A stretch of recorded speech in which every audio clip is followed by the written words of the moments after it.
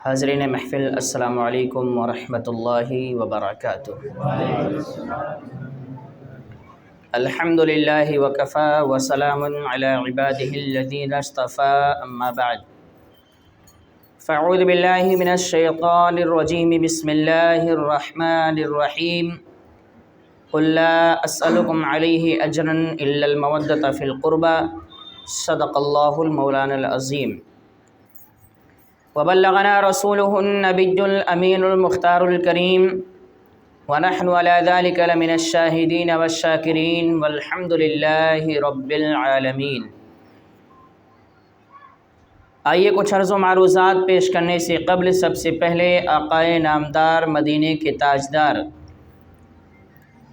احمد مصطفیٰ محمد مصطفیٰ صلی اللہ تعالی علیہ وسلم کی مقدس بارگاہ میں درود شریف کا ہدیہ پیش کریں۔ الصلاۃ والسلام علیک یا رسول اللہ،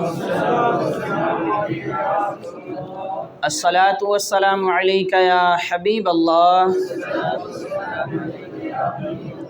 الصلاۃ والسلام علیک یا نور اللہ، صلی اللہ تعالی علیہ وسلم۔ میرے پیارے آقا صلی اللہ تعالی علیہ وسلم کے پیارے دیوانوں،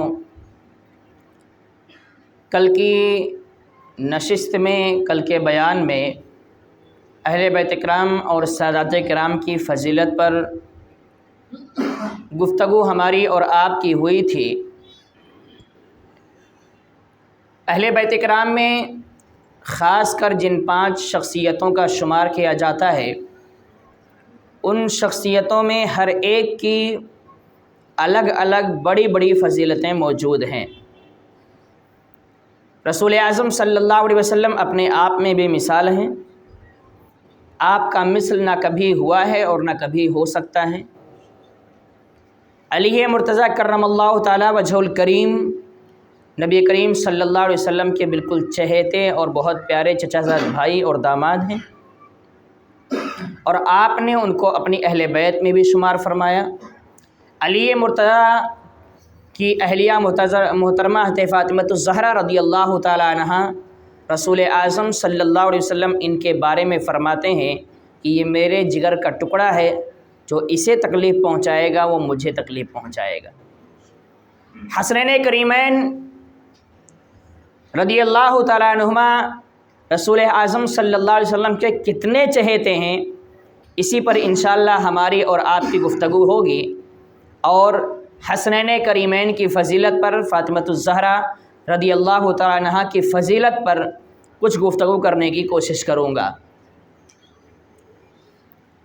حضرت فاطمہ الزہرا رضی اللہ تعالی عنہا رسول اعظم صلی اللہ تعالی علیہ وسلم کی 4 بیٹیوں میں سب سے زیادہ چہیتی، سب سے پیاری اور سب سے محبت فرمانے والی تھیں۔ رسول اعظم صلی اللہ علیہ وسلم بیٹیوں سے سب سے آپ کو محبت تھا، لیکن ہوتا ہے کبھی کبھی کہ دل کسی سے زیادہ ہی لگ جاتا ہے اور اس کے بغیر انسان کو چین نہیں ملتا ہے۔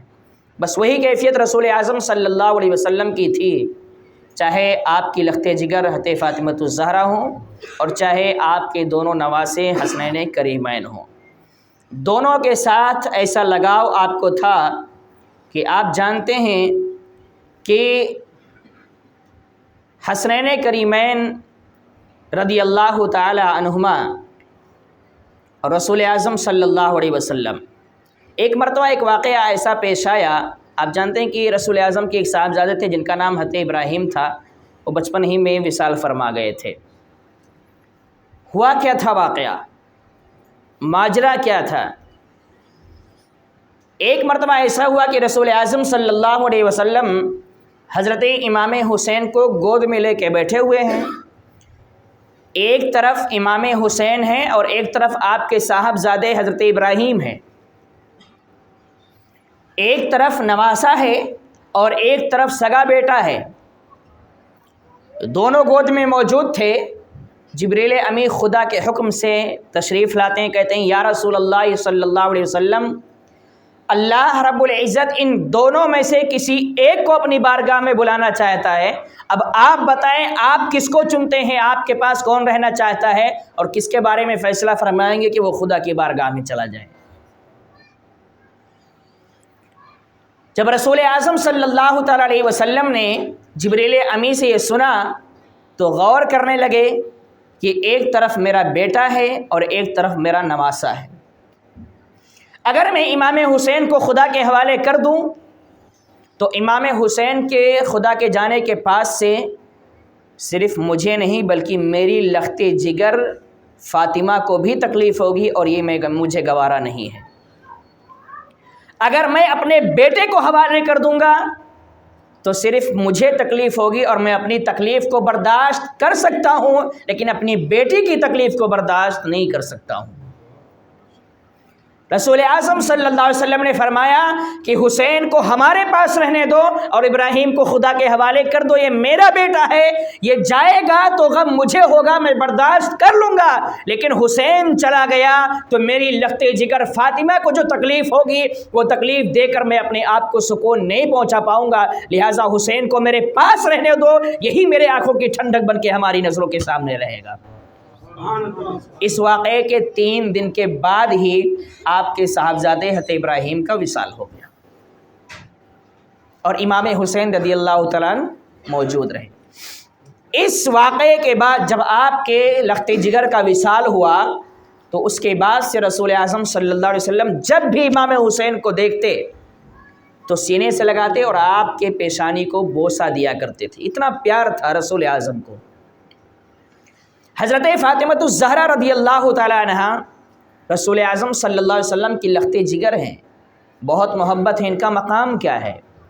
ان کا مقام یہ ہے کہ حضرت ام ایمن رضی اللہ تعالیٰ عنہ فرماتی ہیں کہ رمضان کا مہینہ ہے، دوپہر کا وقت ہے، گرمی بڑی شدت کی ہے، دھوپ بڑی تیز ہے، اور میں حضرت فاطمہ کے گھر پہ گئی تو میں نے کیا دیکھا کہ دروازہ بند ہے اور اندر سے آٹا یعنی گیہوں جو پیسنے کی جو مشین ہے، چکی ہے، اس کے چلنے کی آواز آ رہی ہے۔ میں نے کھڑکی سے جھانک کر دیکھا کہ چکی کون چلا رہا ہے، تو فرماتی ہیں کہ میں نے دیکھا کہ فاطمہ چکی کے پاس سوئی ہوئی ہیں اور چکی چلانے والا کوئی نہیں، چکی خود بخود چل رہا ہے۔ فاطمہ کا مقام دیکھیے، فاطمہ سوئی ہوئی ہے، چکی خود بخود چل رہا ہے۔ حضرت ام ایمن عرض کرتی ہیں کہ میں پریشان ہو گئی یہ دیکھ کر کہ آخر چکی کو چلا کون رہا ہے، یہ چکی کیسے چل رہی ہے؟ کہتی ہیں میں رسول اعظم کی بارگاہ میں پہنچی، یا رسول اللہ صلی اللہ علیہ وسلم معاملہ سمجھ میں نہیں آیا، آپ کی بیٹی کے گھر پر تشریف لے گئی تھی، میں وہاں پر گئی، میں سوچا ملاقات کر کے آؤں گی، لیکن میں نے دیکھا دروازہ بند ہے، کھڑکی سے میں نے جھانکنے کی کوشش کی، دیکھنے کی کوشش کی، چکی کے چلنے کی آواز تو آ رہی ہے، آواز آ رہی ہے، میں نے دیکھا چکی کون چلا رہا ہے، آواز تو آ رہی تھی، میں نے دیکھا کہ فاطمہ چکی کے پاس سو رہی ہیں، چکی چلانے والا کوئی نظر نہیں آ رہا ہے۔ رسول اعظم صلی اللہ علیہ وسلم نے ارشاد فرمایا، اے ام ایمن تمہیں معلوم ہے رمضان کا مہینہ چل رہا ہے، میری بیٹی روزے سے ہے، دھوپ کی شدت ہے، گرمی کی شدت ہے، پیاس سب کو لگتی ہے، بھوک سب کو لگتی ہے، اللہ رب العزت نے دوپہر کے اس وقت میں میری بیٹی نے چاہا کہ یہ چکی چلائے تو اللہ نے میری بیٹی پر نیند کا غلبہ فرما دیا تاکہ میری بیٹی سو جائے اور روزہ اسے نہ لگے، روزے کا احساس نہ ہونے پائے۔ ام ایمن نے عرض کیا یا رسول اللہ بیٹی تو سو جاتی ہیں لیکن بتائیں چکی کون چلانے والا ہے، چکی کون چلا رہا ہے؟ رسول اعظم صلی اللہ علیہ وسلم ارشاد فرماتے ہیں، اے ام ایمن جب اللہ نے میری بیٹی کو سلا دیا تو اللہ نے اپنی طرف سے فرشتوں کو بھیج دیا کہ جاؤ اور فاطمہ کے گھر میں جو بھی کام ہے فاطمہ کی جگہ پر اس کی خدمت کرنا تمہاری ذمہ داری ہے، فاطمہ کے کام کا کرنا تمہاری ذمہ داری ہے۔ رسول اعظم فرماتے ہیں چکی چلانے والا کوئی اور نہیں، وہ فرشتے ہیں جو چکی چلا رہے ہیں، اللہ فاطمہ کو سلا رہا ہے اور فرشتوں سے ان کے گھر کا کام کروا رہا ہے، یہ فاطمہ کا مقام ہے۔ اور پھر कुरैश की औरतें मजाक बनाने के लिए, मजाक उड़ाने के लिए रसूल आज़म की बारगाह में हाज़िर हुई। या रसूल अल्लाह, कुरैश के एक घर में एक लड़की की शादी है, हम चाहते हैं कि फ़ातिमा को आप भेज दें ताकि हमारी इज़्ज़त बढ़ जाए। साजिश देखिए, इज़्ज़त बढ़ जाए। हालांकि उनका मकसद ये था कि फ़ातिमा आएंगी, फटे पुराने कपड़े पहन कर आएंगे और हम लोग ज़बरदस्त कपड़े पहनेंगे, जेवर पहनेंगे, सज बज के ठन बट के बैठेंगे तो उनका मजाक बनाएंगी। उन्हें क्या मालूम था कि ये कौन है। मजाक बनाने से पहले इसका इंतज़ाम अल्लाह फरमा देता है। जब उन लोगों ने रसूल आज़म सल्लल्लाहु अलैहि वसल्लम से इसरार किया कि या रसूल अल्लाह, आप अपनी बेटी को उस शादी में भेजें, तो रसूल आज़म ने उनसे वादा फरमा लिया, ठीक है मैं भेज दूंगा। उनके जाने के बाद रसूल आज़म फ़ातिमा के घर गए, बेटी फ़लाँ घर में, कुरैश के फ़लाँ घर में शादी है और उस शादी में आपको शरीक होना है। हज़रत फ़ातिमा ताज्जुब करने लगती हैं, अब्बा जान आपको मालूम है ना कि मेरे पास नए कपड़े नहीं हैं, फटे पुराने कपड़े हैं, पेवंद लगे हुए हैं। वो कुरैश की औरतें हैं, बड़े दरहम व दनाहीर वाली हैं, उनके पास बड़े अच्छे अच्छे लिबास हैं, बड़े अच्छे अच्छे जेवर हैं। वो जब पहनती हैं तो बड़े कीमती लिबास, बड़े कीमती जेवर पहनती हैं। उनके सामने मैं जाऊंगी फटे पुराने कपड़े पहनकर तो मेरा मजाक बनाएंगी। हज़रत फ़ातिमा रज़ी अल्लाह तआला अन्हा इतना अर्ज़ करती हैं और टाल मटोल करने लगती हैं। इतने में अल्लाह ने जिब्रील को भेजा, जाओ और क्या करो, रसूल आज़म से कहो कि ए मोहम्मद सल्लल्लाहु अलैहि वसल्लम, फ़ातिमा को ज़रूर भेजना है उस शादी में, इसलिए कि आज फ़ातिमा के हाथों पर वहाँ की औरतें इस्लाम लाने वाली हैं। फ़ातिमा को भेजो, फटे पुराने कपड़े पहना कर भेजो, आगे इंतज़ाम करना मेरी जिम्मेदारी है। जब रसूल आज़म ने कहा बेटी आपको जाना है, तो हज़रत फ़ातिमा तो ज़ारा वही लिबास जो पहनकर घर में रहती थी पहना हुआ था, बस ऊपर से चादर डाला पर्दे के तौर पर और निकल पड़ी। अब वहाँ कुरैश की औरतें सज कर, जेवर पहनकर, दरहम अच्छे अच्छे लिबास पहनकर बैठी हुई हैं सजे हुए कि आज तो मोहम्मद, मुसलमानों के सरदार मोहम्मद की बेटी आने वाली है, फटे पुराने कपड़े होंगे, पेवन लगे होंगे, आप खूब मजाक उड़ाएंगे, खूब मजाक उड़ाएंगे। लेकिन जब उन लोगों की नीयत ये थी तो अल्लाह ने फैसला फरमाया कि आज मोहम्मद की बेटी को शर्मिंदा नहीं करना है, ऐसा करना है कि जो लोग उनका मजाक बनाना चाहती हैं खुद उनका मजाक बन जाएगा। आज हुआ क्या, कपड़े वही हैं, लिबास वही हैं, वही पेवंद लगे हुए कपड़े पहनकर चल रही हैं। जब कुरैश के उस घर के पास फ़ातिमा पहुंचने वाली थी तो हुआ क्या, जन्नती लिबास आता है। जन्नत के हूरों को अल्लाह रब्बुल इज़्ज़त ने भेजा फ़ातिमा के इस्तकबाल के लिए। फ़ातिमा को वो जन्नती लिबास पहनाया गया, ऐसा लिबास कि दुनिया में कभी ना बना है और ना क़यामत तक बन सकता है। चारों तरफ से हूरें हैं, फ़ातिमा एक बादशाह की लड़की की तरह बीच में चल रही हैं और चारों तरफ से जन्नत की हूरें नूर की तरह उनके चारों तरफ से घेर कर चल रही हैं। जब कुरैश के उस घर के पास ये पहुंचती है तो वो औरतें जो आपका मजाक बनाने के लिए बैठी हुई थी, जब देखा लिबास इतना अजीम है, इतना खूबसूरत लिबास है, ऐसा लिबास कि न दुनिया में कोई बना पाया है और ना बना पाएगा, और फ़ातिमा के साथ में ये इतनी खूबसूरत हूरें नज़र आ रही हैं जिनकी खूबसूरती और फ़ातिमा के लिबास के नूर का आलम यह है कि रिवायत में आता है कि जहाँ जहाँ से फ़ातिमा गुज़र रही थी वहाँ के चारों तरफ दरो दीवार मुनव्वर होते चले जा रहे थे, रोशनी पैदा होती चली जा रही थी। अल्लाह अल्लाह, जब फ़ातिमा उस कुरैश के घर के पास पहुंचती हैं तो वही औरतें जो आपका मजाक बनाने के लिए बैठी हुई थी खड़े होकर आपका इस्तकबाल करने लगती हैं, इस्तकबाल करने लगती हैं कि ये तो शहजादी है, कोई मामूली लड़की नहीं है, कोई मामूली खातून नहीं है, शहजादी है। اور مذاق بنانے کی نیت تھی، لیکن اب لباس دیکھا تو فاطمہ کے جیسا کسی کا لباس نہیں ہے، فاطمہ جیسی خوبصورت کوئی نہیں ہے، فاطمہ جیسے حسن و جمال والی کوئی نہیں ہے، فاطمہ جہاں بیٹھی ہیں چاروں طرف نور نظر آ رہا ہے۔ اب ان قریش کی عورتوں نے پوچھا فاطمہ کیا چاہیے، کیا کھانا پسند کرو گی، کیا چاہو گی، جو آپ بولو گی اس کے حساب سے ہم کریں گے۔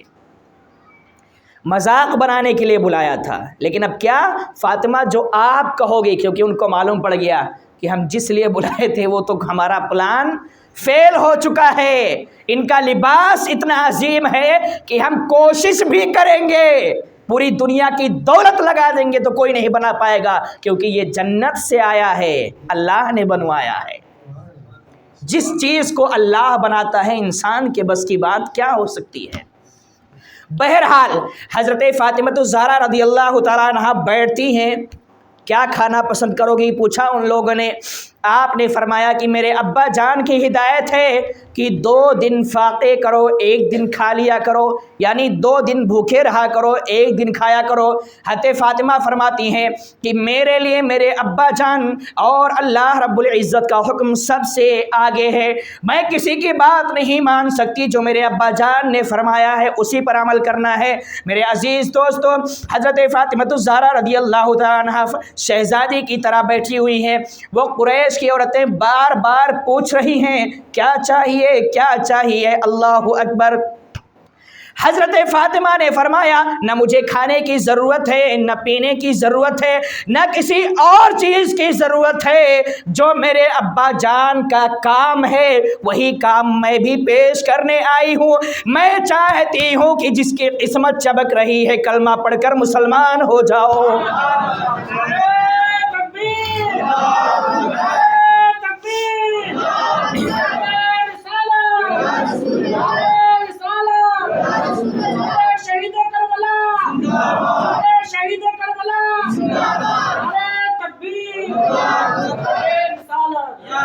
جب فاطمہ نے یہ عرض کیا فرمایا کہ میں ایک ہی چیز چاہتی ہوں، نہ کھانے کی خواہش ہے، نہ پینے کی خواہش ہے، نہ کسی اور دولت کی خواہش ہے، میرے ابا جان کا مشن یہ ہے کہ جہاں جاؤ دعوت دیتے رہو، میں تمہیں دعوت دے رہی ہوں۔ اب حضرت فاطمہ کا یہ فرمانا تھا کہ جو قسمت والی عورتیں تھیں وہ سب کے سب آپ کے ہاتھ پر کلمہ پڑھ کے مسلمان ہو جاتی ہیں۔ بلایا کس پلاننگ سے تھا اور ہو کیا رہا ہے، کبھی سوچا بھی؟ یہ فاطمہ ہیں جن کا مقام یہ ہے کہ نکلتی ہیں پھٹے پرانے پہن کر، راستے میں جنت کا لباس پہنا دیا جاتا ہے۔ تو حضرت فاطمہ الزہرا جیسی ماں ہے ان کے بچوں کا بھی ویسے ہی مقام ہے، ان کے بچوں کا مقام بھی ویسے ہی ہے، ان کا مقام بھی ویسے ہی ہے۔ امام حسن امام حسین، ان کی شان کیا ہے؟ رسول اعظم صلی اللہ علیہ وسلم کی بارگاہ میں ایک صحابی حاضر ہوئے، ایک ہرنی کا بچہ لے کر حاضر ہوئے، ہرنی کا بچہ حضور صلی اللہ علیہ وسلم کو دے دیا، وہ جنگل سے پکڑ کے لائے تھے، دے دیا۔ اب حضور کے پاس امام حسن کھڑے تھے، بچوں کا کھیلنے کا انداز ہوتا ہے، حضور نے کہا حسن لے جاؤ کھیلو کودو۔ اب امام حسن جو ہے بچپنا تھا، کھیلتے کھیلتے گھر پہ لے کے گئے، امام حسین نے دیکھا وہ ضد کر بیٹھے کہ بھیا ہمیں بھی چاہیے، ہمیں دے دو۔ امام حسن نے کہا جاؤ نانا سے تم بھی لے لو، میں کیوں دے دوں، نانا نے مجھے دیا ہے، تمہیں ضرورت ہے تو نانا سے جا کر لے لو، میں اب مجھے بھی کھیلنے کی عادت ہے، میں بھی بچہ ہوں، میں بھی کھیلنا چاہتا ہوں۔ امام حسین چل دیے کہ وہاں تو کچھ واپس ہونے کا چانس نہیں ہے، جو ضد کرو گے وہ ملنے ہی والا ہے۔ اب رسول اعظم صلی اللہ علیہ وسلم کی بارگاہ میں یہ امام حسین حاضر ہوتے ہیں، بچپنا ہے، ضد کر بیٹھے نانا سے، اور نانا اور نواسوں کا پیار بھی بڑا عجیب و غریب ہوتا ہے، آج بھی یہ چلتا ہے کہ بیٹوں کی ضد پوری نہیں ہوتی لیکن نواسوں کی ضد ضرور پوری ہو جاتی ہے، یہ آج بھی چلتا ہے۔ بیٹے کو باپ تماچا مار کے خاموش کرے گا لیکن نواسے کو پیسے دے کے خاموش کرتا ہے، یہ آج بھی چلتا ہے۔ بہرحال امام حسین رضی اللہ تعالیٰ عنہ رسول اعظم کی بارگاہ میں پہنچے، نانا جان آپ نے حسن بھیا کو کیا دیا ہے؟ ہرنی کا بچہ دیا ہے، مجھے بھی چاہیے، میں بھی کھیلنا چاہتا ہوں۔ رسول اعظم سوچ میں پڑ گئے، لاؤں تو کہاں سے لاؤں؟ امام حسین کے چہرے کو دیکھا تو غمگین ہیں، ایسا لگ رہا تھا کہ بس رونے والے ہیں۔ اتنے میں کیا دیکھا کہ جنگل سے ایک ہرنی نکل کے گود میں بچہ لے کے آ رہی ہے رسول اعظم کی بارگاہ میں۔ کسی نے ہرنی کو ڈھونڈا نہیں، کسی نے ہرنی کو بلایا نہیں کہ کوئی پکڑ کے نہیں، خود بخود وہ ہرنی جنگل سے نکل کے رسول اعظم کی بارگاہ میں تشریف لاتی ہے۔ یا رسول اللہ، وہ صحابی رسول جو پہلا بچہ پکڑ کے لائے تھے آپ کی بارگاہ میں پیش کیے، آپ نے حسن کو دیا ہے، وہ بھی میرا بچہ ہے، اور اب یہ حسین ضد کر رہے ہیں تو مجھے حسین کا رونا، حسین کا غمگین ہونا پسند نہیں ہے، میں بغیر بچوں کے رہ لوں گی، چلے گا یہ میرا دوسرا بچہ لیجئے اور حسین کو تحفے میں دے دیجئے۔ یہ ہے حسین اور یہ ہے حسن، کہ یہاں ضد ہو رہی ہے، ہرنی کو بھی پتہ چل جاتا ہے، اللہ نے جا تیری قسمت چمک گئی ہے، تیرے بچوں کی پرورش اب حسن اور حسین کے ہاتھوں میں ہونے والی ہے، اور ایسی پرورش کہ کھیل کود کر وہ پرورش کریں گے، اور جنتی جوانوں کے سردار کے لیے جو کھیلنے کا کھلونا بن جائے اس سے عظیم چیز کیا ہو سکتی ہے۔ اور رسول اعظم صلی اللہ تعالی علیہ وسلم کے یہی نواسے ہیں، اہل بیت ہے نا، ان کا مقام، ان نواسوں کا مقام۔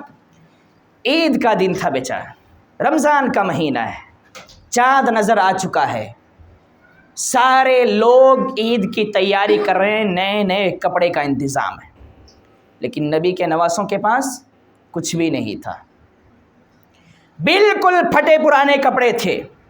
یہ دونوں نواسے، یہ دونوں بچے اپنی ماں کے پاس جاتے ہیں، حضرت فاطمہ کے پاس، امی جان کل عید ہے، چاند نظر آ چکا ہے، سارے بچے ہمارے ساتھ کھیلنے کودنے والے کل نئے نئے لباس پہنیں گے اور ہم لوگ یہی پھٹے پرانے پہنیں گے۔ حضرت فاطمہ کیا جواب دیں؟ کہا بیٹا نہیں، ایسا نہیں ہوگا، تمہارے لیے بھی کچھ نہ کچھ ضرور انتظام ہوگا، کیونکہ فاطمہ کو بھی پتہ تھا کہ کل عید سے پہلے پہلے میرے بچوں کا انتظام کہیں نہ کہیں سے ہو جائے گا۔ اب فاطمہ نے کیا کیا؟ درزی کو نہیں ڈھونڈا، کپڑے کا انتظام نہیں کیا، فجر کی نماز کے وقت مصلی بچھایا، نماز ادا کی، نماز کے بعد دونوں ہاتھوں کو خدا کی بارگاہ میں اٹھایا، اے میرے اللہ، میرے بچے رات سے نئے کپڑے کے لیے ضد کر رہے ہیں، اور میں نے ان سے وعدہ بھی کر لیا ہے کہ نئے کپڑے کا انتظام ہوگا، میرے مولا میری زبان کی لاج رکھ لینا، میری حیثیت تو نہیں ہے کہ انتظام کر سکوں، لیکن تیری بارگاہ میں کسی چیز کی کمی نہیں ہے، تو سب کچھ کر سکتا ہے۔ فاطمہ نے عرض کیا، دعا آپ کی مکمل ہوئی، اپنے گھر کے کام میں لگ جاتی ہیں، دروازہ کھٹکھٹایا گیا، فاطمہ نے اندر سے آواز دیا، کون؟ آواز دینے والا کہتا ہے میں اہل بیت کا درزی ہوں، کپڑا لے کر امام حسن حسین کے لیے آیا ہوں، نئے کپڑے سل کر ان کے لیے لایا ہوں۔ حضرت فاطمہ الزہرا بڑے پردے والی تھیں، دروازہ تھوڑا سا کھولا، ہاتھ باہر نکالا، تھیلی لے لیا، اندر آ گئیں، وہ جناب چلے گئے، پوچھا بھی نہیں کہ آپ ہیں کون اور کہاں سے آئے اور کہاں سے لے کر آئے، کچھ بھی نہیں پوچھا۔ عید کی نماز مکمل ہوئی، رسول اعظم صلی اللہ علیہ وسلم فاطمہ سے ملنے کے لیے آئے، رسول اعظم کو ساری باتوں کی خبر ہے، دیکھا دونوں نواسے نئے لباس میں ہیں۔ رسول اعظم نے فرمایا اے فاطمہ تمہیں پتہ ہے کہ یہ کپڑے کہاں سے آئے ہیں؟ لانے والا کون تھا؟ دینے والا کون تھا؟ فاطمہ کہتی ہیں ابا جان مجھے تو نہیں پتہ، میں نہیں جانتی، آپ بہتر بتا دیں، آپ بہتر جانتے ہیں۔ رسول اعظم صلی اللہ علیہ وسلم نے ارشاد فرمایا وہ جو کہہ رہے تھے میں اہل بیت کا درزی ہوں، وہ کوئی اور نہیں، وہ جبریل امی تھے۔ اور جبریل امی کہاں سے آئے تھے؟ اے فاطمہ ان کو اللہ نے جنت کے کپڑے دے کر میرے نواسوں کے لیے بھیجا تھا، اور یہ جو میرے نواسوں کے جسم پر لباس نظر آ رہا ہے یہ جنتی لباس ہے جو جنت سے آیا ہوا ہے۔ یہ ہے امام حسن امام حسین کہ ضد کر بیٹھے نئے کپڑے کا تو جنت سے لباس آ رہا ہے۔ تو امام حسین کا مقابلہ قسمت والے تو ان کے ساتھ ہیں، قسمت والے تو حسین حسین کر رہے ہیں، لیکن یزید جیسا پلید انسان تھا جو یہ سب جانتا تھا، ایسا نہیں تھا کہ نہیں جانتا تھا، اسے سب پتا تھا کہ امام حسین اور امام حسن کا مقام کیا ہے، ان کا مرتبہ کیا ہے، لیکن لالچ اتنی بری بلا ہے، جیسے آج بھی ہوتا ہے نا، اچھے اچھے لوگ پیسوں اور دولت کے چکر میں وہ بھٹک جاتے ہیں، گمراہ ہو جاتے ہیں، بس وہی یزید کے ساتھ ہوا تھا، پیسے، حکومت، کرسی کی لالچ میں بھٹکا تھا، اسے معلوم تھا کہ امام حسین کا مقام کیا ہے، اس کے باوجود اس نے ایسا کیا۔ بہرحال امام حسین کون ہیں؟ یہ رسول اعظم صلی اللہ علیہ وسلم کے سب سے چہیتے ہیں۔ حضرت عمر بن خطاب رضی اللہ تعالیٰ عنہ ارشاد فرماتے ہیں کہ میں نے ایک مرتبہ دیکھا کہ رسول اعظم صلی اللہ علیہ وسلم کے کندھے پر حسن اور حسین دونوں بیٹھے ہوئے تھے اور رسول اعظم لے کے گھمانے کے لیے جا رہے تھے۔ بھائی پیار ہے، نانا ہے، نواسے ہیں، دونوں کندھے پر دونوں کو بٹھائے ہوئے ہیں اور کھلا رہے ہیں دونوں کو، دونوں مگن ہیں، خوش ہیں، نانا کے کندھے پر بیٹھے ہوئے ہیں۔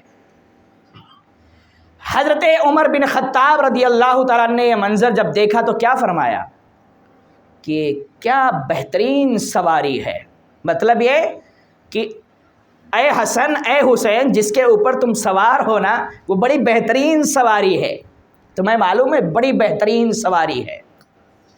رسول اعظم نے سنا، مسکرانے لگے، اے عمر تمہیں یہ معلوم ہے کہ بہترین سواری تو ہے، لیکن تم نے سوار پر نظر نہیں دوڑایا، جتنی بہترین سواری ہے اتنے بہترین یہ سوار بھی ہیں جو کندھے پہ سوار بیٹھے ہیں۔ سوار جیسا ہوتا ہے سواری ویسی ہوتی ہے۔ بھائی ہمارے اور آپ کے لیے تو بلٹ پروف گاڑی نہیں چلے گی، ہے نا، پردھان منتری کے لیے، ان کے لیے چلے گی، ہم جیسے ہیں ٹوٹی پھوٹی بائک ہی چلا لیں گے، یہی تو ہوگا۔ تو انسان جیسا ہوگا انتظام ویسا ہوگا، تو سواری تو اچھی ہے، امام عمر بن خطاب نے کہا تو رسول اعظم نے پلٹ کے جواب دیا، جتنی سواری اچھی ہے اتنے ہی سوار بھی اچھے ہیں، یہ سوار ہی ایسے ہیں کہ ان کی سواری بننے کا مجھے موقع مل رہا ہے۔ تو امام حسن امام حسین ہیں، ان کا مقام کیا ہے؟ رسول اعظم صلی اللہ علیہ وسلم ارشاد فرماتے ہیں کہ ایک مرتبہ صحابہ کے جماعت کے ساتھ آپ کہیں تشریف لے جا رہے تھے اور کچھ بچے کھیل رہے تھے، بس اچانک ایک بچے کو آپ نے گود میں اٹھا لیا، اس کو چومنے لگے، سارے صحابہ پریشان ہو گئے کہ آخر اتنے بچے کھیل رہے ہیں اس میں ایک بچہ ہی آپ کو نظر کیوں آیا؟ آپ نے ایک بچے کو گود میں اٹھایا، باقی بچوں کو کیوں نہیں اٹھایا؟ سوال کر بیٹھے صحابہ۔ رسول اعظم نے جواب دیا کہ میں نے اس لیے اس کو گود میں اٹھایا اور سینے سے لگایا، اس کو چوم رہا ہوں کیونکہ یہ بچہ میرے نواسے حسین کے ساتھ کھیلا کرتا ہے، اور یہی نہیں وہ بچہ ہے، فرماتے ہیں جب میں نے اپنی نگاہوں سے دیکھا ہے کہ جب یہ بچہ میرے نواسے حسین کے ساتھ کھیل رہا تھا تو میرے نواسے حسین کے پیر کے نیچے کی مٹی کو اٹھا کے اپنی آنکھوں میں لگا رہا تھا، یعنی اس بچے کو بھی معلوم ہے کہ حسین کا مقام کیا ہے۔ رسول اعظم نے فرمایا کہ جب میں نے یہ منظر دیکھا کہ اتنا چھوٹا سا بچہ بھی میرے نواسے کی تعظیم کر رہا ہے تو اسی دن سے میں اس بچے سے محبت کرنا شروع کر دیا، میں اس بچے کو اپنا دوست بنا کر رکھتا ہوں، اور یہی نہیں جب قیامت میں جاؤں گا تو اس بچے کو اپنے ساتھ جنت میں لے کر جاؤں گا، اور یہی نہیں اس کے ماں باپ کو بھی میں اپنے ساتھ جنت میں لے کر جاؤں گا جنہوں نے ایسا عظیم بیٹا پیدا کیا ہے۔ وہ ننھا سا بچہ ہے، اسے بھی معلوم ہے حسین کا مقام کیا ہے، حسین کے قدموں کے نیچے کی دھول کو اٹھا اٹھا کے وہ اپنی آنکھوں میں لگا رہا ہے۔ رسول اعظم نے فرمایا یہ منظر میں نے اپنی آنکھوں سے جب سے دیکھا ہے، جب سے یہ بچہ نظر آتا ہے تو اسے گود میں اٹھا کر اس کے پیشانی کو بوسہ دیتا ہوں، اس سے پیار محبت کرتا ہوں۔ میرے عزیز دوستوں اور بزرگوں، امام حسن امام حسین یہ کیسی شخصیت ہے؟ یہ بالکل بچپنا ہے ابھی۔ رسول اعظم صلی اللہ علیہ وسلم حضرت فاطمہ الزہرا رضی اللہ تعالیٰ عنہا کے گھر پہ بیٹھے ہوئے تھے، اور حالات ایسے تھے کہ بیٹھے دونوں کو کشتی لڑانا شروع کر دیا۔ امام حسن کو امام حسین کو کشتی لڑانا چھوڑ، بھائی بچپنا ہے، دونوں مست ہیں، کشتی لڑ رہے ہیں۔ امام حسن حسین کو پٹکنے کی کوشش کر رہے ہیں، امام حسین حسن کو پٹکنے کی کوشش کر رہے ہیں، دونوں ایک دوسرے کو دوڑ کے پکڑنے کی کوشش کر رہے ہیں، اور رسول اعظم آرام سے بیٹھ کر دیکھ رہے ہیں۔ جب دونوں کی لڑائی آگے بڑھتی ہے تو رسول اعظم نے کیا فرمایا؟ اے حسن دوڑ کے حسین کو پکڑ لو۔ تو حضرت فاطمہ نے سن لیا، نکلی، ابا آپ ایسا میرے بڑے بیٹے سے کہہ رہے ہیں کہ چھوٹے بیٹے کو پکڑ لو؟ مطلب بڑے بیٹے کی آپ طرفداری کر رہے ہیں اور چھوٹے بیٹے کو تنہا چھوڑ رہے ہیں۔ رسول اعظم نے ارشاد فرمایا، اے بیٹی تمہیں نہیں معلوم میں نے حسن کو یہ کیوں کہا ہے؟ اس لیے کہ میں اپنی نگاہوں سے دیکھ رہا ہوں کہ جب سے یہ کشتی شروع ہوئی ہے حسین کی طرف سے جبریل امی کھڑے ہیں اور حسین کی مدد کر رہے ہیں، اور جبریل یہ کہہ رہے ہیں اے حسین دوڑ کے حسن کو پکڑ لو۔ میں نے دیکھا کہ میرا نواسا حسن اکیلا پڑ گیا تو میں اس کی طرف سے کھڑا ہو گیا کہ حسن تم حسین کو پکڑ لو۔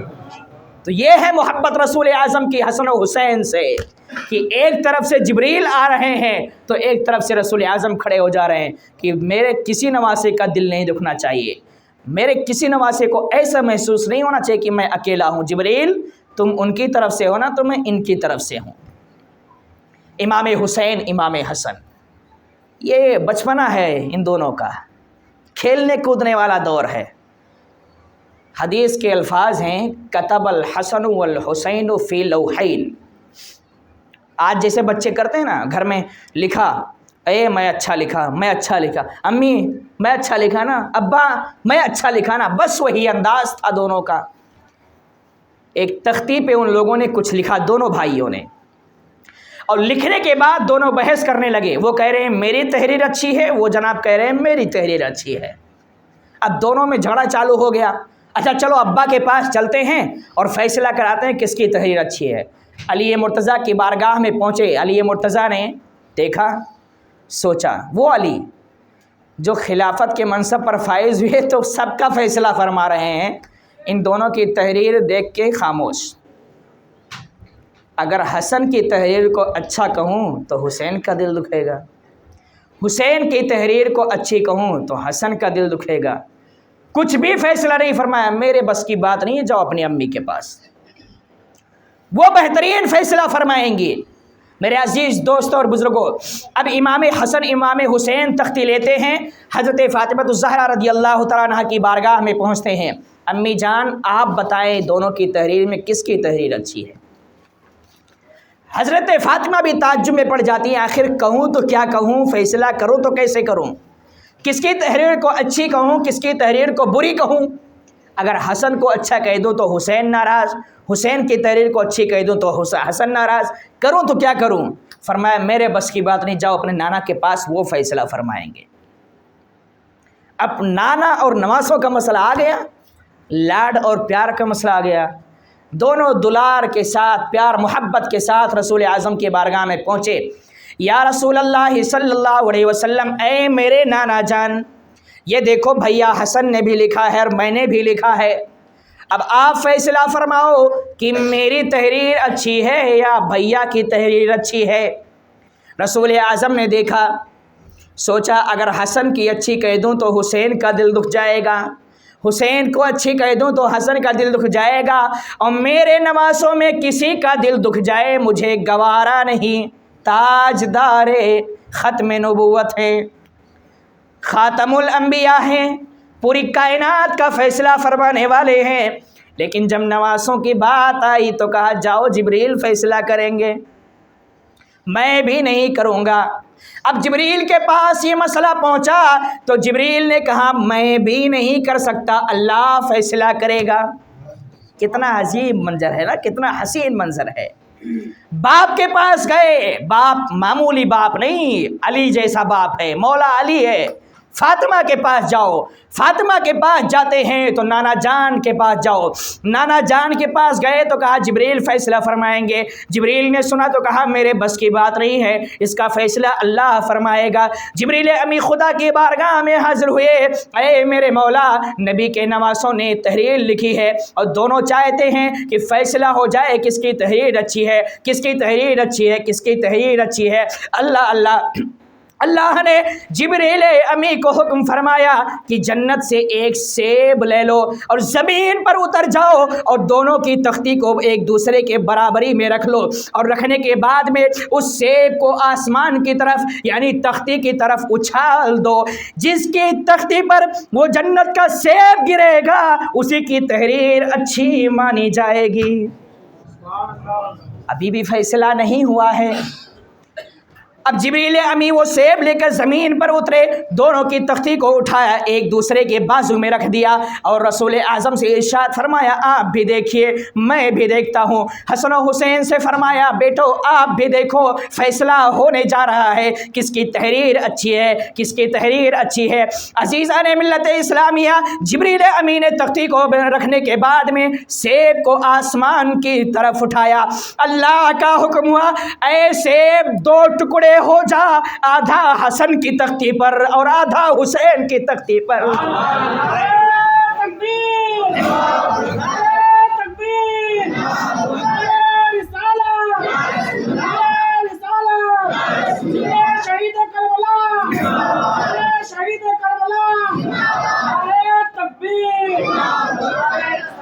आधा हसन की तख्ती पर आधा हुसैन की तख्ती पर फैसला हो जाए कि दोनों नवासों की तहरीर अच्छी है, किसी का दिल दुखे ये खुदा को भी गवारा नहीं है। तो ये हैं हसन और हुसैन कि ज़िद कर बैठे तो फैसला करने के लिए खुदा की बारगाह में जाना पड़ता है कि खुदा तो फैसला फरमा। बाप मौला अली जैसा बाप भी जवाब दे रहा है, शहजादी फातिमा जैसी माँ भी जवाब दे रही है। अरे नाना जान जिनके लिए हम मर मिटने को तैयार हैं वो भी आज जवाब दे बैठे कि इसका फैसला मैं नहीं करूँगा। जिब्रील जो हर चीज़ का फैसला फरमाते हैं वो भी जवाब दे बैठे कि इसका फैसला मैं नहीं करूँगा। खुदा अब तू ही फैसला फरमा कि हसन की तहरीर अच्छी है या हुसैन की तहरीर अच्छी है। मेरे अजीज़ दोस्तों, ये है हसन हुसैन का मकाम। लेकिन समझने वाले समझे और ना समझने वाले उनके मुकाबले में खड़े हो गए। हज़रत फ़ातिमतुज़ ज़हरा, हसनैन करीमैन, अली मुर्तज़ा, इनका मकाम अली मुर्तज़ा अहले बैत में से आप भी हैं, इनकी सीरत पर काफ़ी गुफ्तगू हो चुकी, लेकिन चूँकि अहले बैत की बात चल रही है तो एक करामत इनके बयान कर देता हूँ। अली मुर्तज़ा, जब जंग सिफ़ैन का वक्त आया तो आपके जो साथी थे, पानी सबके पास से ख़त्म हो गया, हालात इतने बुरे हो गए कि प्यास से सब परेशान हैं, पानी कहीं पर नज़र नहीं आ रहा है। एक गिरजाघर नज़र आया जिसमें पादरी बैठा था, उससे जाके पूछा भाई पानी, उसने कहा 6 किलोमीटर आगे पानी मिलेगा, उससे आगे उससे करीब में कहीं पानी नज़र नहीं आएगा। आपके साथियों ने कहा ए अमीरुल मोमिनीन हमें हुक्म फरमाएं, हम पानी ढूंढ कर लाएंगे, अभी इतनी ताकत बची है कि 6 किलोमीटर चल सकते हैं, भूखे प्यासे हैं लेकिन चल सकते हैं। अली मुर्तज़ा ने फरमाया इसकी ज़रूरत नहीं है, अली अभी मौजूद है तुम्हारे बीच में। आप एक जगह जाते हैं और कहते हैं यहाँ की ज़मीन को खोदो। करामत देखिए, उन्हें क्या मालूम यहाँ पानी है। ज़मीन को जब खोदा गया तो उसके नीचे एक बहुत बड़ा पत्थर था। सहाबा से कहा उठाओ इसको, हटाओ। रिवायत में आता है, यहाँ बहादुरी भी आपकी साबित होती है, रिवायत में आता है कि पत्थर को सब मिलकर उठाने लगे, पत्थर हिला भी नहीं और पानी उसी पत्थर के नीचे था, चश्मा उसी पत्थर के नीचे था। सब परेशान हो गए, ऐ अमीरुल मोमिनीन हमारे बस की बात नहीं है। ठीक है, मेरा नंबर आता है। अली मुर्तज़ा बैठे, एक उंगली ऐसे लगाया, उठा के फेंक दिया पत्थर को। आपके सारे साथी मिलके हिला नहीं पा रहे थे, अली मुर्तज़ा ने एक उंगली से उसको उठा के پھینک دیا اور پانی کا چشمہ نظر آ گیا، اور پانی بھی اتنا میٹھا کہ روایت میں آتا ہے کہ آپ کے ساتھیوں نے اس سے پہلے کبھی اتنا اچھا پانی پیا ہی نہیں تھا۔ کہا اب جتنا لینا ہے، جتنا پینا ہے، جتنا پلانا ہے یہاں سے لے لو۔ یہ منظر وہ پادری گرجا گھر میں بیٹھ کر دیکھ رہا تھا۔ جب دیکھا کہ وہ پتھر بھی ہٹ چکا ہے اور ہٹانے والا ایک نورانی چہرے والا ہے، تو وہ دوڑ کر آیا۔ کیا آپ پیغمبر ہیں؟ علی مرتضیٰ سے پوچھا۔ نبی ہیں؟ کہا نہیں۔ کیا آپ فرشتہ ہیں؟ کہا نہیں۔ پھر آپ ہیں کون؟ کہا میں پیغمبر نہیں ہوں، پیغمبر کا داماد ہوں، رسول اعظم کا داماد ہوں۔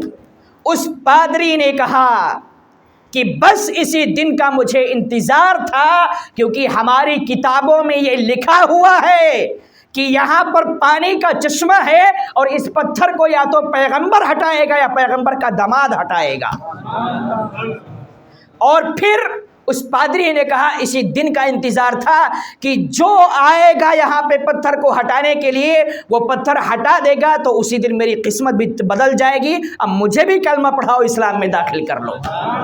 یہ علی مرتضیٰ کی ایک کرامت کہ ایسا پادری۔ علی مرتضیٰ نے کہا کہ یہ بتاؤ تم پادری ہو، گرجا گھر سنبھالتے ہو، بھائی تمہاری پوری ذمہ داری ہے، تم ابھی تک مسلمان نہیں ہوئے، اچانک مسلمان کیسے ہو گئے؟ اس نے کہا ہماری کتابوں میں باقاعدہ لکھا ہوا ہے کہ یہ گرجا گھر اسی دن فتح ہوگا جس دن یہ پتھر یہاں سے ہٹے گا، اور ہٹانے والا جو ہوگا اسی کے ہاتھ پر گرجا گھر کا پادری مسلمان بنے گا۔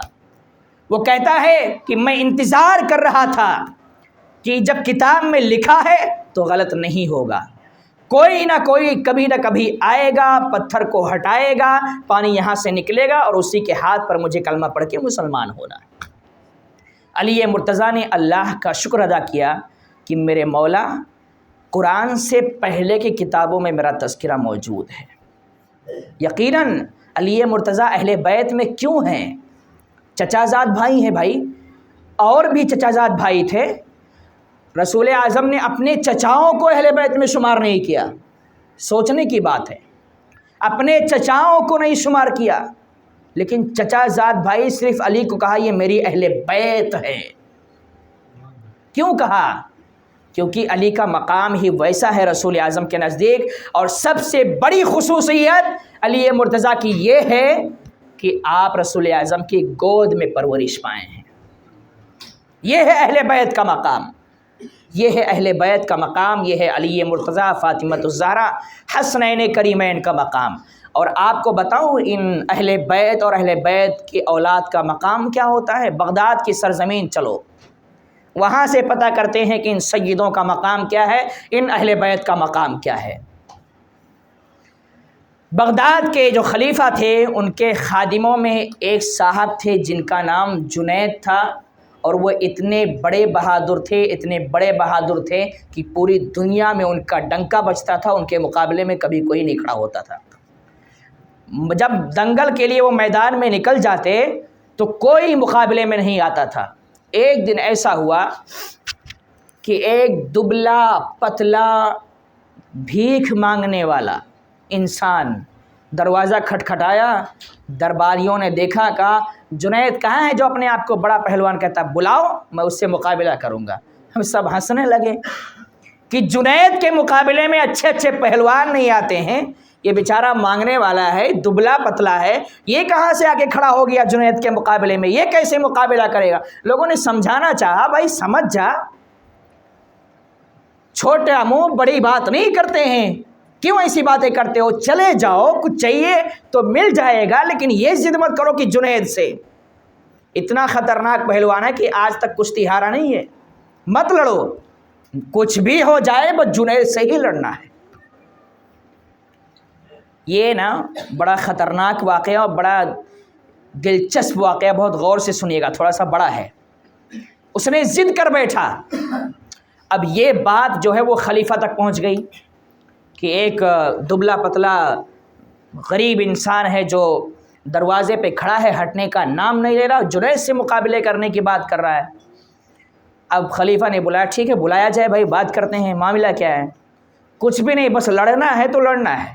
اور کوئی بات سننے کو تیار ہی نہیں ہے جناب۔ اب اتنے بڑے پہلوان کو چیلنج، میرا چیلنج ہے آئے تو میدان میں۔ بہرحال کئی دنوں تک ان کو سمجھاتے رہے لیکن وہ بیچارے ماننے کو تیار نہیں ہیں۔ بعد میں آپ کو پتہ چلے گا وہ بیچارے ہیں کون، ماننے کو تیار نہیں ہیں۔ اب جنید تک یہ بات پہنچی، خلیفہ تک پہنچی۔ بہرحال اس تیاری میں سب لوگ ہو گئے کہ وہ ضد کر رہا ہے تو چلو مقابلہ ہو ہی جائے۔ مقابلے کی باقاعدہ تاریخ رکھی گئی کہ فلاں تاریخ کو فلاں میدان میں مقابلہ ہوگا اور اس کا اعلان پورے شہر میں کرایا جائے تاکہ لوگ دیکھنے کے لیے آئیں۔ جنید پہلوان کشتی کرنے جا رہا ہے، اتنا بڑا پہلوان تھا۔ اب یہ عجیب منظر جیسے جیسے تاریخ قریب آتی جا رہی ہے لوگ پریشان ہیں، بس وقت آئے دیکھنے چلتے ہیں آخر وہ ہے کون جو جنید سے مقابلہ کرنے آ رہا ہے۔ جب مقابلہ کی تاریخ آتی ہے تو پورا میدان کھچو کھچ، پورا شہر کھچو کھچ بھر چکا ہے، کہیں جگہ نہیں ہے۔ سارے دربان جو ہے میدان میں پہنچ چکے، جنید بھی پورے سجاوٹ کے ساتھ میدان میں پہنچ چکے، لیکن وہ جناب جو تھے وہ نہیں نظر آ رہے تھے۔ بس لوگ انتظار ہیں، وقت ہو چکا ہے، چاروں طرف گھوم گھوم کے دیکھ رہے ہیں ارے وہ ہے کہاں بھائی جو اتنے دن تک چیلنج کیا تھا، کہاں ہے؟ لیکن کیا دیکھا کہ کچھ دور دھول اڑ رہی ہے اور ایسا لگ رہا ہے کہ کوئی انسان بڑی تیزی سے آ رہا ہے۔ بس کچھ دیر کے بعد دیکھا کہ تو وہی نوجوان، وہی دبلا پتلا انسان جو ہے وہ دوڑتے ہوئے پسینے میں شراب ہو کر بالکل پسینے سے بھیگا ہوا اور ہانفتا ہوا پہنچا میدان میں، اور میدان میں سیدھے آیا۔ جنید سے مقابلے کا چیلنج میں کیا تھا، لڑوں گا آج، لڑوں گا آج۔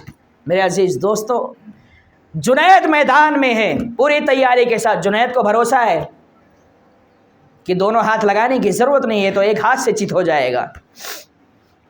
لیکن جب مقابلے کی بات آئی سارا شہر یہ انتظار کر رہا ہے کہ بس جنید کی بہادری کو دیکھنا ہے اور یہ نوجوان ہے کون، کیوں آیا ہے یہ دیکھنا ہے۔ جب دونوں آمنے سامنے آئے تو اس نوجوان نے جنید سے کہا جنید میں تم سے کچھ کہنا چاہتا ہوں۔ جنید کان قریب لائے، اس نے کان میں کہا کہ سن لو، نہ تو میں کوئی پہلوان ہوں نہ میں کشتی کرنے کے لیے آیا ہوں، بس میں ایک سید زادہ ہوں۔ سبحان اللہ۔ کیا کہا؟ میں ایک سید ہوں اور میں بھکاری بھی نہیں ہوں۔ ہم ظلم کے مارے ہیں اور ہماری ایک جماعت باقاعدہ ایک جنگل میں چھپی ہوئی ہے، کیونکہ ہم اس میں بہت ساری عورتیں ہیں وہ بے پردہ نہیں ہونا چاہتی، ان کے جسم پر برابر سے لباس نہیں ہے، کئی دنوں سے وہ بھوکے پیاسے ہیں، کھانا نہیں ملا ہے۔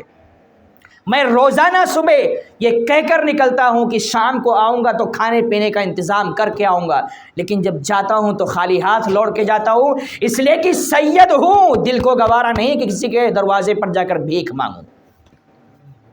جنید میں نے چیلنج اس لیے کیا تاکہ تم سمجھ جاؤ میرا مقصد کیا ہے۔ مقصد کیا تھا آگے سنیے گا۔ جنید نے کہا ٹھیک ہے۔ جب جنید نے سنا یہ سید زیادہ ہے تو جنید کے ہاتھ پیر کانپنے لگے، کیونکہ وہ سچے عاشق رسول تھے، وہ سیدوں سے بڑا پیار کرتے تھے۔ کہا کہ اب اس کو ہاتھ تو لگا نہیں سکتا، ان سے مقابلہ تو کر نہیں سکتا، لیکن اگر ڈائریکٹ انکار کر دوں گا تو پوری قوم میں جو میرا ڈنکا بج رہا ہے کہ اتنا بڑا پہلوان ہے، وہ کیا کہیں گے، لوگ مجھ پہ ملامت کریں گے۔ کہا ٹھیک ہے چلو مقابلہ کریں گے۔ مقابلہ شروع ہوا، جنید مقابلہ کر رہے ہیں، نوجوان مقابلہ کر رہا ہے۔ اللہ اللہ، کتنا حسین منظر ہے۔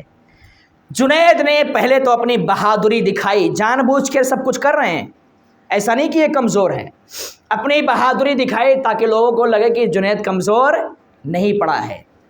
پہلے اپنی بہادری دکھائی، اب لوگوں میں تالیاں بجنے لگی، واہ واہ واہ واہ جنید تمہاری بہادری کو سلام۔ یہ سب ہو رہا ہے، اتنے میں لوگ کیا دیکھ رہے ہیں کہ جنید نیچے ہیں اور وہ سید زیادہ سینے پہ بیٹھا ہوا ہے۔ وہ سید زیادہ جو بالکل لاغر تھا، کمزور تھا، جنید کو چت کر دیا، جنید زمین پہ پڑے ہوئے ہیں، سارا میدان خاموش ہو گیا کہ یہ کیسے ہو گیا کہ آج تک جنید کو کسی نے پٹکا نہیں، یہ اتنا کمزور انسان کیسے پٹک دیا؟ ابھی کسی کو نہیں پتا کہ یہ سید زادہ ہیں، صرف جنید کو پتا ہے۔ اور جنید سے اس نے یہ کہا تھا کہ اے جنید، آج تم میری لاج رکھ لینا، میں میدان محشر میں اپنے نانا جان سے کہہ کر تمہارے سر پر تاج کرامت رکھوا دوں گا۔ آج تم شکست کھا لینا، دنیا تمہیں ملامت کرے گی ٹھیک ہے، لیکن قیامت کے دن جو تمہیں تاج شاہی عطا کرواؤں گا وہ دنیا دیکھتی رہ جائے گی۔ جنید نے کہا ٹھیک ہے سید زادے، جب تم سید ہو تو میری کوئی اوقات نہیں ہے کہ تم سے مقابلہ کروں۔ جنید جان بوجھ کے لیٹ جاتے ہیں اور وہ سید زادے سینے پہ بیٹھ جاتے ہیں۔ جب سید زادے سینے پہ بیٹھ گئے تو لوگوں نے دیکھا کچھ دیر تو خاموش رہے، بعد میں واہ رے نوجوان واہ، واہ رے نوجوان واہ، آج تک جنید کو کوئی پٹک نہیں پایا، تو اتنا بڑا پہلوان کہ جنید کو پٹک دیا۔ اب انعام و اکرام کی اتنی بارش ہوئی، اتنی بارش ہوئی، اتنی بارش ہوئی کہ جو سید زادے یہ کہہ رہے تھے کہ کھانے پینے کا انتظام نہیں ہے، وہ سب سے بڑے امیر بن جاتے ہیں۔